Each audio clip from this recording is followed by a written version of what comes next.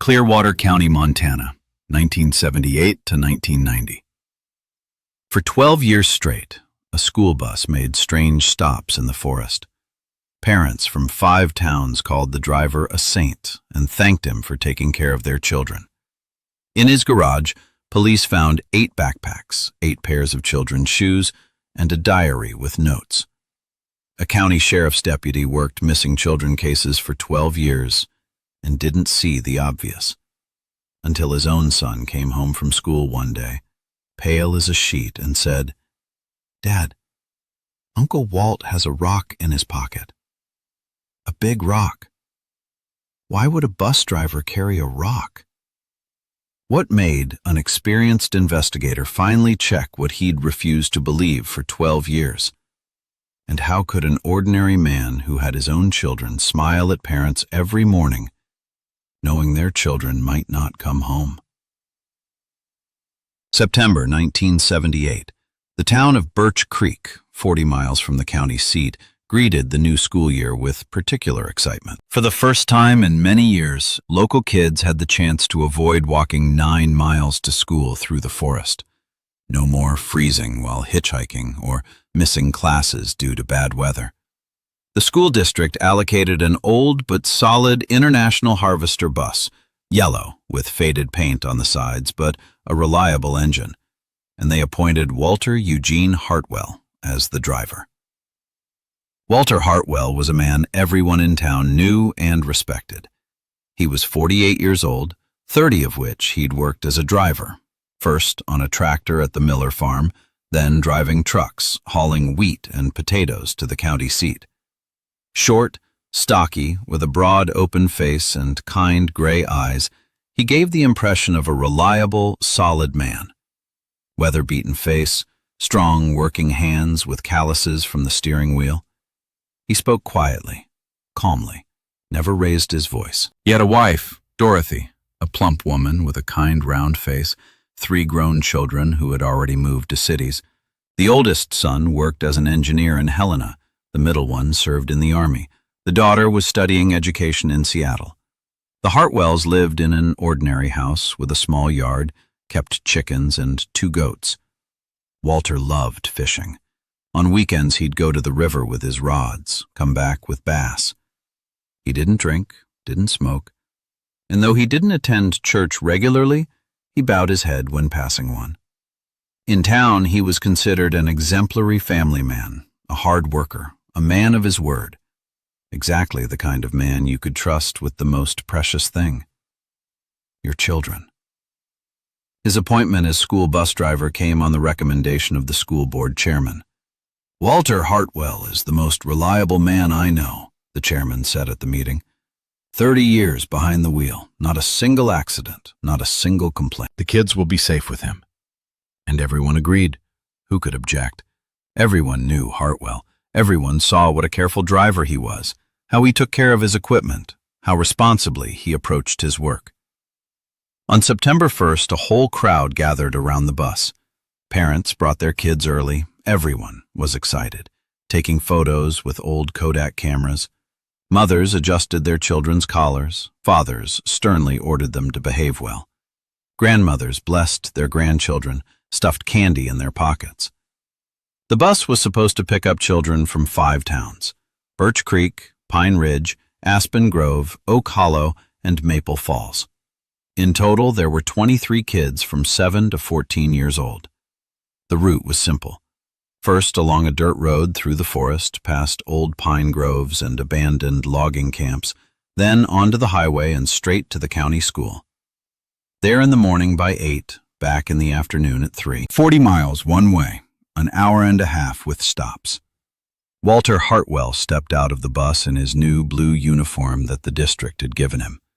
The uniform was a bit too big. He'd had to hem the pants, but he still looked presentable. He smiled at those gathered, took off his cap, waved. "Don't worry, folks," he said loudly so everyone could hear. "I'll get your kids there safe and sound. I'm a father myself. I know how it is. They'll be safe as houses with me, not a scratch on 'em." Parents murmured approvingly.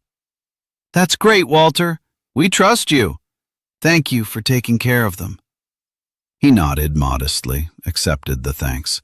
His wife Dorothy stood nearby, smiling, proud of her husband. The children began boarding the bus. The younger ones took the front seats, closer to the driver. The older ones, 8th graders, sprawled in the back, acting independent. Walter Hartwell helped the little ones climb the high steps, boosted them up, held them by the elbow. "Careful now, don't fall," he'd say. To one girl, a tiny 1st grader named Lucy, he gave a candy. "Here you go, sweetie. Just don't throw the wrapper on the floor." The girl beamed, grabbed the candy, ran to her seat, and he kept his word. The first day went perfectly. The bus left at exactly 7 in the morning, picked up children from all the towns, got them to school without incident. The kids came home happy, excitedly telling how Uncle Walt, as they immediately nicknamed him, gave out candy, joked about the school principal, showed them how the CB radio in the bus worked, let the younger ones sit up front and watch the road. Parents breathed a sigh of relief. Anna Peterson from Birch Creek even baked an apple pie and brought it to the driver the next day. "Thank you for being so patient with the children." And so, ordinary life began. Walter Hartwell drove every weekday, in any weather. Fall slush, winter snowdrifts, spring mud, nothing stopped him. Another driver might have canceled the route due to terrible weather, but not Hartwell. He always went out. "Kids need their education," he'd say. "Education is sacred." And he drove. Carefully, slowly, but he drove. He was especially respected for this. The children got used to him, loved him. He knew each one by name, remembered who got what grades, who was friends with whom, who had a crush on whom. To little Tommy, who stuttered and was afraid to answer at the board, he'd say, "It's okay, Tommy. You're smart. You just get nervous. Breathe deep, and you'll do fine." To Beth, who dreamed of becoming a teacher, he brought old books. "Here, read this. It's interesting." To Jake, the troublemaker and poor student, he'd scold sternly, but without malice. "Settle down, or I'll tell your parents." And Jake would settle down. He listened to Uncle Walt. On cold days, he'd turn the heater up full blast so it got hot in the bus and kids took off their hats and jackets. In the heat, he'd open all the windows, create a cross breeze. If someone forgot their lunch, he'd share his sandwich. He always had a lunch that Dorothy packed. If someone cried over a bad grade, he'd comfort them. "It's okay. You'll do better next time. Everyone goes through this." If girls fought over a boy, he'd wisely mediate, make peace.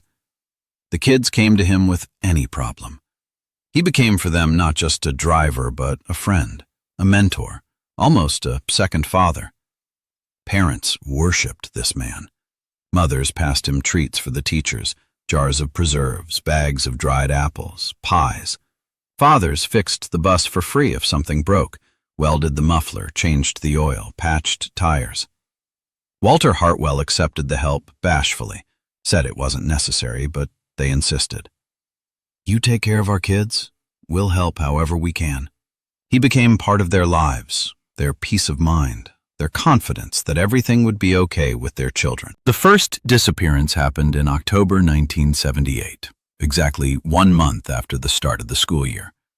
The girl's name was Marie Whitmore. She was 8 years old. Blonde, curly-haired, quiet girl from Pine Ridge. She was in 2nd grade. Obedient, diligent. She loved to draw, dreamed of becoming an artist. Her drawings hung in the classroom on the bulletin board. Houses, flowers, kittens. The teacher praised her, said the girl had talent. Marie's mother, Vera Whitmore, worked at the diner, a widow. Her husband had died in a mining accident 3 years ago. Marie was her only child, a late baby, prayed for. Vera doted on her, gave her everything. On the morning of October 4th, Marie got ready for school as usual. Vera walked her to the stop where other children were already waiting.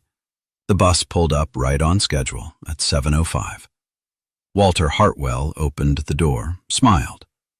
"Good morning, kids. Hop on quick or we'll be late."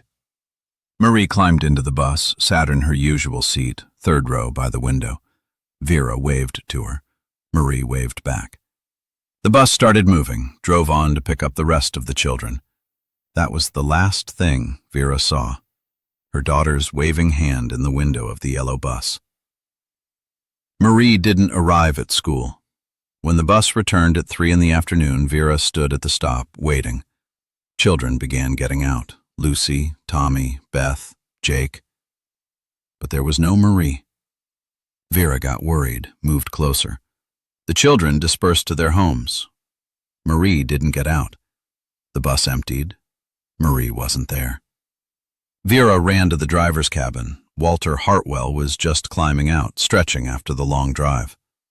"Walter, where's my Marie?" He turned, looked at her in surprise. "Marie? Was she riding with me?" "What do you mean? I put her on the bus myself this morning." Walter Hartwell frowned, scratched the back of his head, took off his cap, ran his hand through his hair. "Vera, honest to God, I don't remember. That's strange. Maybe she didn't come to the stop? Or I missed her?" "I walked her here myself, right here to the bus. She got on, she sat down." "Strange," the driver repeated. "Maybe she hitched a ride with some relatives along the way? Or got off earlier, forgot something at home. I remember one time Jake did that. Jumped out halfway, said he forgot his notebook, walked back home." Vera went pale. "Marie wouldn't do that. She's obedient. She wouldn't get off without permission." "Well, I don't know, Vera," Walter Hartwell shrugged. "Maybe she got talking with the older girls, went to a different town. They sometimes visit each other. Ask the neighbors, ask Beth, ask Lucy. They're friends with your Marie." Panic began. Vera rushed to neighbors, to relatives. No one had seen Marie. She ran to Beth's mother to ask. Beth said that Marie was on the bus that morning, sitting in her usual seat looking out the window. And then Beth didn't remember. They drove, and when they arrived at school, Marie was already gone. Where she went? Unclear. They called the sheriff. Deputy Sheriff Gregory Hammond arrived an hour later in his old Ford. Gregory Hammond was a heavy-set man, reddish hair with a mustache, had served 18 years. He had a wife, Nancy, and a 1-year-old son, Sam, a late child, long awaited. He began questioned Vera. She was crying, repeating the same thing. "I put her on the bus myself. I saw it myself." Questioned Walter Hartwell. "Walter, tell me what happened, step by step." The driver sat on the porch of the community center looking upset. "Greg, here's what I'll tell you. In the morning, I drove the route like always. Picked up kids from the towns. Seemed like everyone was there. Got them to school. Everyone got off, went their ways. I went to have coffee with the other drivers. At 3, I picked up the kids, brought them back, dropped them off at their stops. Everything like always. About Marie Whitmore. Honestly, I don't remember her getting on in the morning. Maybe I missed her. Maybe she didn't even come to the stop. The mother says she walked her to the bus. Maybe she walked her, but the girl changed her mind, ran off. Kids are kids." Gregory Hammond questioned the other children. Testimonies were confused. Someone said Marie sat in the back and looked out the window. Someone swore she got off at some stop to use the bathroom. Someone didn't pay attention at all, just rode, looked out the window, thought about their own things. 7th grader Carl said, "I think she was there. Or she wasn't, I don't remember. I was thinking about my own stuff." "Did you make stops along the way?" the deputy asked Walter Hartwell. "Well, yeah, I made stops. The kids are little, they can't hold it. About 15 miles in, where the forest is. I usually stop there. I say, whoever needs to, quick into the bushes and back." "Did everyone come back? Am I a prison guard or something? Should I count the kids? There's 20 of them running around. Am I supposed to remember each one? Main thing is they come back." "And if someone didn't come back?" "Everyone always came back. In all the time I've been driving, not once has anyone gotten lost." Gregory Hammond frowned, but there was nothing to object to. The driver was right. He wasn't required to guard every child when they went to the bathroom. They organized a search. The whole town combed through the forest around the road, calling out the girl's name. Men with flashlights and sticks went in a line through ravines, checking every bush. The sheriff brought 2 tracking dogs, but they got confused, lost the scent. The autumn forest smelled of wet leaves, mushrooms, rain, scents mixed together. They searched for 3 days. Nothing. Marie seemed to have vanished into thin air. On the 4th day, they found her backpack. It lay in the bushes about 200 yards from the road where the bus usually made its stop. The backpack was open, textbooks scattered as if the girl had stumbled and dropped it. Her math notebook lay in a puddle, letters blurred. Her pencil case was broken, pencils rolled away. But Marie herself wasn't there. Gregory Hammond came to the site of the find, examined everything carefully. Mile 15 of the route. Deep forest, old pines, ravines, abandoned logging camps from decades ago. A place where it's easy to get lost. He stood, smoked, looked around. Something scratched at him inside, some vague anxiety, but he couldn't understand what exactly. Just a feeling. A bad feeling. They searched for another week, then 2. Combed the forest in all directions from where the backpack was found, checked old logging camps, shacks, checked ravines, marshes. Divers searched the nearby creek. Nothing. After 3 weeks, they called off the search. Gregory Hammond threw up his hands.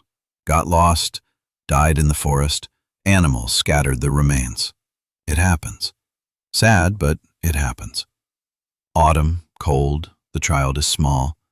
Got lost, froze overnight, and then the forest took its own. Vera Whitmore went gray in a month. From dark brown, she turned gray. She walked through the forest alone, calling for her daughter until she was hoarse. Lost her voice, almost stopped talking. Neighbors brought her home by force, put her to bed. She lay with her eyes open, staring at the ceiling. Then she'd get up and go back to the forest. Walter Hartwell came to visit her, sat in the kitchen, drank coffee, comforted her. Came once a week, on Sundays. Brought pies from Dorothy, a jar of preserves. Saturday was quiet, sometimes said something softly. Don't torture yourself, Vera. The Lord giveth, the Lord taketh away. You're not to blame. Nobody's to blame. It was just fate. And Vera believed him, cried on his shoulder. After all, he was kind Uncle Walt. He was suffering too. Life gradually got back on track. The bus continued to transport children. Parents still trusted Walter Hartwell. Yes, a tragedy happened with Marie, but was it his fault? Kids are to blame themselves, running off, not listening. A year passed. October 1979. A boy disappeared. Jake Morrison, 10 years old, from Oak Hollow. Jake was the complete opposite of quiet Marie. Chubby, freckled, loud kid. Troublemaker, fighter, ringleader. Loved football, played goalkeeper. The story repeated itself with frightening accuracy. On the morning of October 22nd, Jake got on the bus. His mother saw it. But in the afternoon, he didn't come back. Walter Hartwell said the boy didn't come to the stop that morning. The mother screamed that it wasn't true. Again they called Gregory Hammond, again questioning, again confusion in the children's testimonies. Again searches. A week later they found Jake's cap, in the same exact place where they'd found Marie's backpack a year ago. At mile 15, 200 yards from the road. Gregory Hammond stood in the same place, holding the child's cap in his hands and feeling his blood run cold. Second child, second year, October, same place. He looked around. The same old pine tree, the same bushes, the same ravine. Coincidence? He shook his head, pushed the thought away. Of course, coincidence. This is the stop, kids get out, someone goes further, gets lost. Logical. but the feeling wouldn't go away. Something was wrong. They searched for Jake for a month, didn't find him, declared him missing. Another year passed quietly. And then, in September 1981, Beth Crawford disappeared, 7 years old, first grader. The story repeated for the third time. Got on in the morning, mother saw it, didn't get off in the afternoon.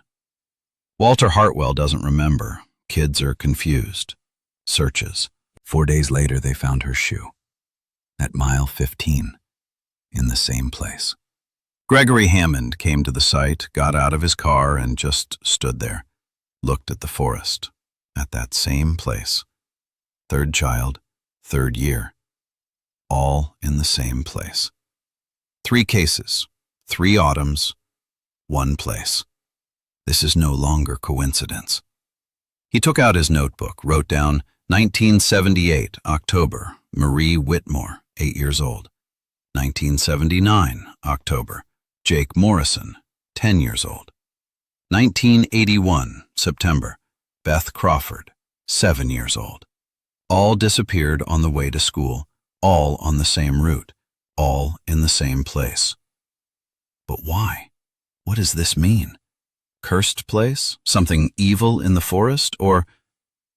No, he pushed that thought away. It can't be. Not Walter Hartwell, not Uncle Walt. That's absurd. They held a town meeting. Gregory Hammond spoke, urged parents to be stricter with their children. Walter Hartwell swore not to make stops in the forest anymore. A priest came, blessed the road. 2 years passed quietly. Gregory Hammond began to calm down. Maybe it really helped. Maybe it was all coincidence. But in November 1983, a boy disappeared. Peter Hayes, 8 years old. In September 1985, a girl, Sandra Miller, 9 years old.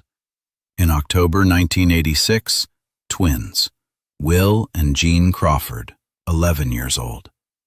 In November 1988, a girl, Ellen Cooper, 7 years old. 8 children in 12 years, always in autumn, always on the same route, always their belongings found in the same place, at mile 15. Gregory Hammond handled all these cases, all 8.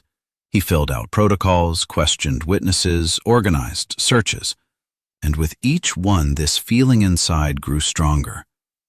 Something's wrong. Something's very wrong. But he couldn't believe it, didn't want to believe it, because if he was right, if his suspicions were correct, it meant that a monster had lived beside him for 12 years. It meant that he, an experienced deputy, couldn't recognize evil. It meant he was to blame. He could have stopped this, but didn't. So he pushed these thoughts away, told himself, "You're paranoid. You're seeing things that aren't there. These are just accidents. Kids get lost. The forest is dangerous." But at night, he couldn't sleep. Lay there, stared at the ceiling, remembered Walter Hartwell's kind eyes, his smile, how he comforted the parents, how he cried at the funerals. No, it can't be. He's one of us. He's a good man. Gregory Hammond looked at sleeping little Sam beside him. The boy was already 10 years old. He too rode to school in that same bus and felt icy terror. What if he's right? What if his son rides with a killer every day? But no, he's paranoid. He's gone crazy from work. Autumn 1990. Sam Hammond was 12 years old. Thin, serious boy with glasses. Studied well, dreamed of becoming a deputy like his father. Rode to school on Walter Hartwell's bus like all the kids. Loved Uncle Walt. He was always kind, cheerful. But in mid-October, Sam began to notice oddities. He paid attention to the fact that Walter Hartwell sometimes stopped the bus in the forest. Not often, but it happened. He'd say, "Anyone who needs to, make it quick."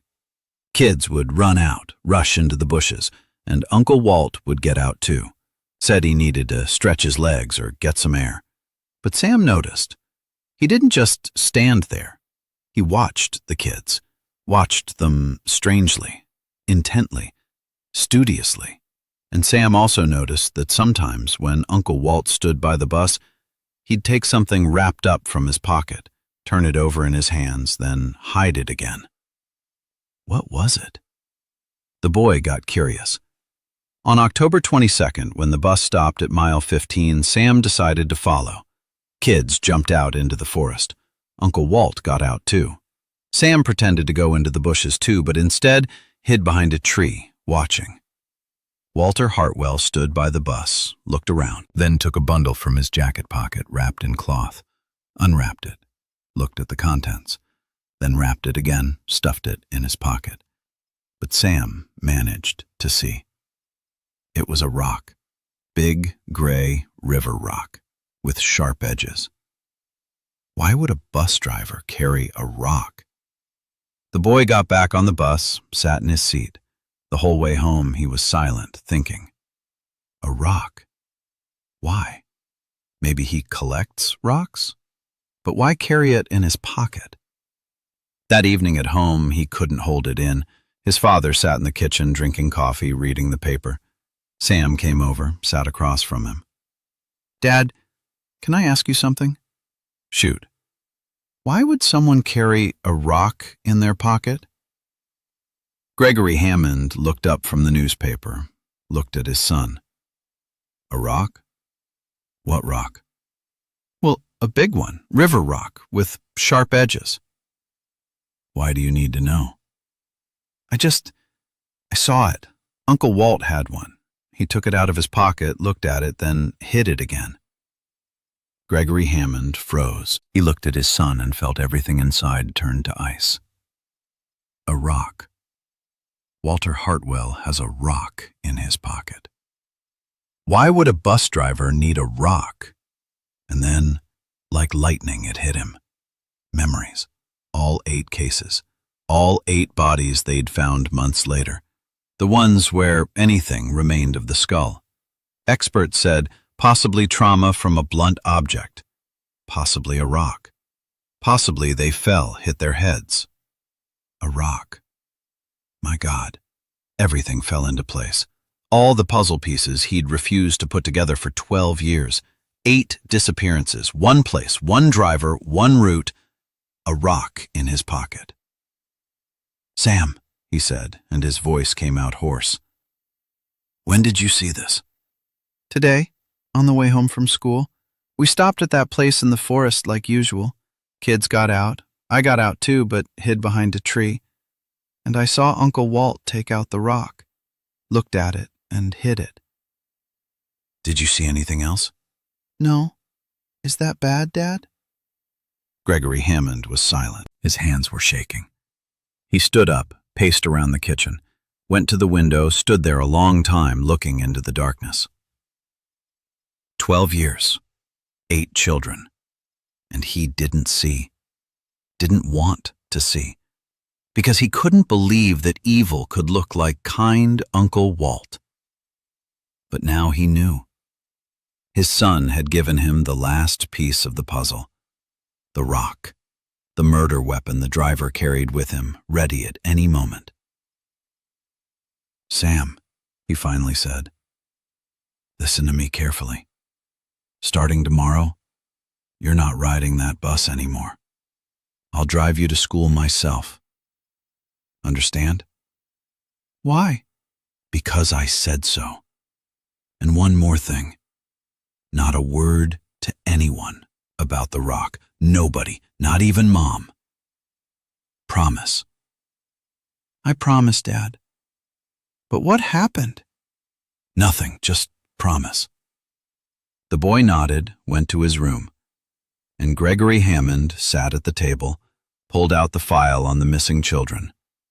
All night he sat, rereading protocols, cross-checking dates, making charts. By morning, he had the full picture. 8 disappearances in 12 years of Walter Eugene Hartwell working the school bus route. Before him, on this route, Frank Morrison worked for 10 years. 0 disappearances. When Hartwell took vacation or was sick, he was replaced by other drivers. Michael Stevens from the neighboring town, Paul Jensen from the garage. Total replacement time over 12 years? About 8 months. During those 8 months, 0 disappearances. All 8 cases happened strictly during Hartwell's time, all in autumn, September through November, all at mile 15 of the route, all on weekdays, on the way to school. The probability that this is coincidence? Practically 0. And now the rock, the murder weapon. Gregory Hammond closed the file. The decision had matured. He had to check, had to be sure. And if he was right, catch him in the act. But how? He needed evidence, needed to catch him red-handed. Couldn't arrest a man based on suspicions and statistics. Needed to see it with his own eyes.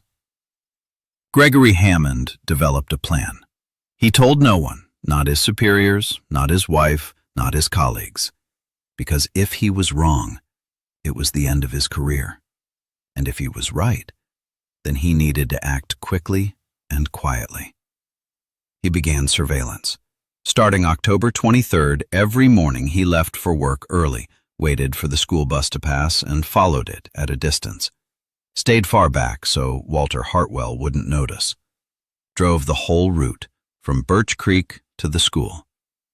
First day, nothing. The bus drove without stops. Second day, same. Third, fourth, nothing. Gregory Hammond began to doubt. Maybe he was wrong after all? Maybe paranoia? But on the 5th day, October 29th, 1990, the bus stopped, right at mile 15, in that same place. Gregory Hammond's heart sank. Here it is. He slowed down, turned onto a narrow forest road, cut the engine.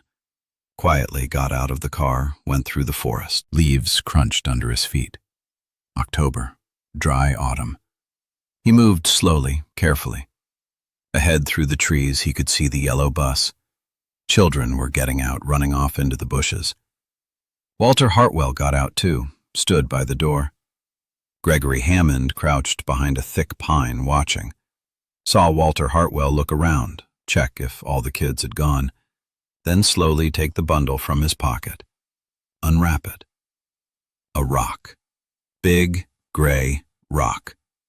The driver looks at the children running between the bushes. Choosing. Lord, it's true, all true. Gregory Hammond sees a little girl run up to Walter Hartwell. Sally Peterson, 7 years old, first grader. Blonde with pigtails and a red jacket. Uncle Walt, what's that? She asks. Walter Hartwell smiles, broadly, kindly. This is a surprise for you, Sally. Want to see? But quiet, or the others will see. Yes! Then let's go over there behind the trees. I'll show you. The girl takes his hand. They walk deeper into the forest. No, not this. Not now. Gregory Hammond runs after them, trying not to make noise, but his feet sink into the fallen leaves, break branches. He sees Walter Hartwell look back, lead the girl further. 50 yards, 100. They stop in a hollow. Walter Hartwell shows the girl the rock. Look how pretty! Sally leans down, and at that moment the deputy sees Walter Hartwell raise his hand with the rock above the child's head. Freeze! Sheriff's Department! Gregory Hammond bursts out from the bushes, runs, yelling. Walter Hartwell freezes. His hand with the rock hangs in the air. He slowly turns around.